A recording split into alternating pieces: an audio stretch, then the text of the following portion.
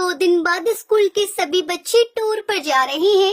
मैंने तो मैम से मना कर दिया, लेकिन मैम कह रही थी कि पढ़ाई के साथ साथ हमें म्यूजियम और हिस्टोरिकल प्लेस के बारे में देखना चाहिए और जानना चाहिए। हाँ ठीक ही तो कह रही थी मैडम। अरे हमारी बिटिया किसी भी चीज में पीछे नहीं होनी चाहिए। तुम टूर पे जरूर जाओगी। हाँ बेटा, और मैंने तो तेरे लिए नया यूनिफॉर्म भी सील दिया है, इसलिए तुझे अब चिंता करने की कोई जरूरत नहीं है। Thank you mummy papa. आप जैसे माँ बाप हर किसी को मेरी हर छोटी छोटी ख्वाहिशों को पूरा करने के लिए आप दोनों दिन रात मेहनत करते हैं। वैसे ही मैं जल्दी ही कामयाब होकर आपके हर एक सपने को पूरा करूँगी। टुनटुनी मिडिल क्लास फैमिली से थी। उसके पापा कुली थे और उनको दूसरों का बोझ उठाने का जो भी काम मिलता वो करते और उससे पैसे मिलते थे, वो उसी से अपना घर चलाते थे। वो लोग वही स्टेशन के पास किराए का घर लेकर रहते थे। ऐसे ही हंसी खुशी टुनटुनी का परिवार चल रहा था। टुनटुनी के पिता टुन्नू चुड़ा बहुत ही विनम्र और दयालु स्वभाव के पक्षी थे। वो हमेशा दूसरों की मदद किया करते थे। ऐसे ही एक दिन एक अंधी पक्षी अपने बच्चे को लेकर स्टेशन पर ट्रेन आने का इंतजार कर रही थी। तभी अचानक से उसका पैर फिसल जाता है और उसका बच्चा पटरी पर गिर जाता है।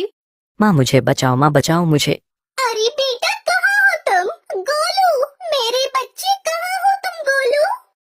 वो अंधी माँ बेबस होकर इधर उधर अपने बच्चे को तलाश रही थी। गोलू ट्रेन की पटरी पर रो रहा था और तभी उधर से तेज रफ्तार से हॉर्न देते हुए ट्रेन आ रही थी। तभी टुन्नू चिड़ा की नजर उस रोती हुई माँ और बच्चे पर जाती है। वो तुरंत ही सामान वहीं रखकर तेज रफ्तार से दौड़ते हुए पटरी पर जाता है और बच्चे को उठाकर स्टेशन पर रख देता है। तभी ट्रेन आ जाती है और टुन्नू चिड़ा अपने साहस भरे जज्बे के साथ उस बच्चे को तो बचा लेता है, लेकिन वो खुद को नहीं बचा पाता और उसकी वहीं मौत हो जाती है। ये खबर जब उसके घर वालों को पता चलती है तो उनके ऊपर मानो जैसे दुखों का पहाड़ टूट पड़ता है। वो लोग फूट फूट कर रोने लगते हैं।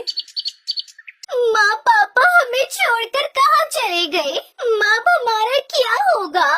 माँ कौन मेरी हर इच्छा को पूरी करेगा? अब मुझे कौन पढ़ा लिखा कर अफसर बनाएगा? वहीं टुनटुनी की माँ टूनी की भी तबीयत खराब हो जाती है। अब घर की सारी जिम्मेदारी टुनटुनी चिड़िया पर आ जाती है। ऐसे ही 1 महीना बीत जाता है। माँ मैंने दाल और रोटी बनाई है, चलो माँ थोड़ा सा खाना खा लो। तुम खा लो बेटी, मुझे भूख नहीं है। माँ अगर आप नहीं खाओगी तो फिर मैं भी नहीं खाऊंगी। थोड़ा सा खा लो ना माँ। आपको इस तरह देखकर पापा को भी अच्छा नहीं लग रहा होगा। प्लीज माँ खा लो। उसके बाद टूनी चिड़िया थोड़ा खाना खाती है। इसी तरह समय बीत रहा था। इस बीच टुनटुनी का 10वीं का रिजल्ट आता है और वो अपने पूरे स्कूल में टॉप करती है। माँ आप तो खुश हो ना? काश आज पापा होते तो वो कितना खुश होते। पर देखना माँ, मैं जल्दी ही आगे की पढ़ाई पूरी करके अपने पापा का नाम रोशन करूँगी। टुनटुनी ये सब कह रही थी कि तभी वहाँ पर उसका मकान मालिक कड़कनाथ सेठ आ जाता है। देख टुनटुनी, अब तुम दोनों अपने रहने के लिए कोई दूसरा ठिकाना ढूंढ लो, क्योंकि यह घर मैंने किसी और को किराए पर दे दिया है। मालिक, घर देने से पहले एक बार आप हमसे पूछ तो लेते। यह मेरा घर है और इस घर में किसे रखना है यह मुझे तुमसे पूछने की जरूरत नहीं है। तुम्हारा पति एक अच्छा पक्षी था, इसलिए मैं अभी तक चुप था, लेकिन अब और नहीं। अब तुम दोनों माँ बेटी ये घर खाली कर दो।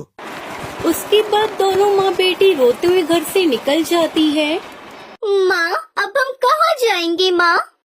जहाँ भी किस्मत ले जाए बेटी। चल बेटी मेरे साथ चल। उसके बाद दोनों माँ बेटी घर की तलाश में निकल पड़ते हैं, लेकिन उन्हें कहीं कोई घर नहीं मिलता। वो दोनों एक सुनसान सड़क पर बस चले जा रही थी। तभी एक तेज रफ्तार गाड़ी आती है और टूनी चिड़िया को टक्कर मारकर चली जाती है। माँ ये आपको क्या हुआ माँ? अरे कोई है तो मेरी मदद करो। अरे कोई है।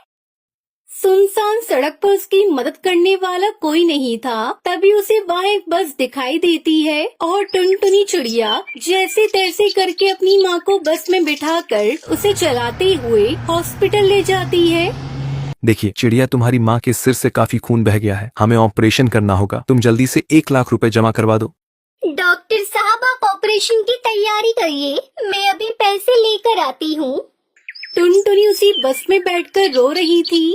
हे भगवान, पापा को तो पहले ही मैं खो चुकी हूँ। अगर माँ को कुछ हुआ तो मैं नहीं जी पाऊंगी। मुझे हर हाल में मेरी माँ की जान बचानी है, लेकिन मैं इतने सारे पैसे कहाँ से लेकर आऊंगी? तभी उस बस में से आवाज आती है, परेशान मत हो टुनटुनी चिड़िया, मैं परी लोक से आई हुई हूँ। मैं जादुई बस हूँ और तुम्हारे परिवार वालों की अच्छाई को देखते हुए ही रानी परी ने मुझे तुम्हारी मदद के लिए भेजा है। आज से तुम्हें घबराने की कोई जरूरत नहीं है। ये लो, ये पूरे 1 लाख रुपए हैं। जादुई बस, मैं तुम्हारा ये एहसान कैसे चुका पाऊंगी? थैंक यू बस, तुमने मेरी ऐसी मुश्किल समय में मदद की जब मेरा साथ देने वाला कोई नहीं था। उसके बाद टुनटुनी वो पैसे लेकर अपनी माँ का इलाज करवाती है। कुछ दिनों में उसकी माँ ठीक हो जाती है। फिर जादुई बस टुनटुनी चिड़िया से कहती है, अब तुम दोनों माँ बेटी जल्दी से मेरी बस में जाकर बैठ जाओ, मैं तुम्हें एक चमत्कार दिखाती हूँ। उसके बाद वो बस खुद ब खुद एक बस घर के रूप में बदल जाती है। टुनटुनी, आज से ये घर तुम्हारा है। तुम अब यहाँ अपनी माँ के साथ आराम से इस बस घर में रह सकती हो। और हाँ, तुम्हें इस घर में किसी भी तरह की कोई कमी नहीं होगी। वो सब तो ठीक है जादुई बस, लेकिन ये बस घर तो शहर से काफी दूर है। फिर मैं अपने स्कूल कैसे जाऊंगी? बस इतनी सी बात, मैं हूँ ना, मैं भला किस दिन काम आऊंगी। उस दिन के बाद से टुनटुनी और उसकी माँ जादुई बस घर के साथ हंसी खुशी रहने लगती है। उन्हें अब किसी भी चीज की कोई कमी नहीं होती और जादुई बस हर कदम पर टुनटुनी की सहायता करती है।